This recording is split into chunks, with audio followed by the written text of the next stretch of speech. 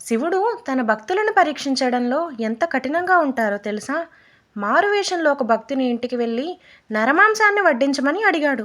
చివరకు ఆ పిల్లాడిని ఏం చేశాడో తెలిస్తే మీరు ఆశ్చర్యపోతారు. కాంచీపురంలో సిరియాలుడు, రత్నావళి అనే గొప్ప శివభక్తులుండేవారు. వారిది సామాన్యమైన భక్తి కాదు. ప్రతిరోజు కనీసం ఒక శివభక్తునికి భోజనం పెట్టిన తర్వాతే వారు తినేవారు.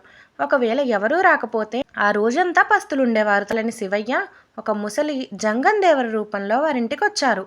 ఆ దంపతులు సంతోషంగా భోజనానికి ఆహ్వానిస్తే ఆ వృద్ధుడు ఒక భయంకరమైన షరతుని పెట్టాడు.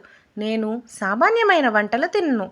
మీకున్న ఒక్కగానొక్క కొడుకుని చంపి వండి పెడితేనే నేను భోజనం చేస్తాను అని చెప్పాడు. వినడానికే ఒళ్ళు గగుర్పొడిచే ఆ మాట విన్నా అతిథిని భోజనం చేయకుండా పంపకూడదని కన్నీరు మున్నీరవుతూనే తమ కన్న బిడ్డను వండి ఆ వృద్ధునికి వడ్డించారు. వడ్డన పూర్తయ్యాక వృద్ధుడు మరో వింత కోరిక కోరతాడు. ఆ కోరిక ఏంటో తెలుసుకోవాలనుకుంటే నెక్స్ట్ పార్ట్లో వస్తుంది.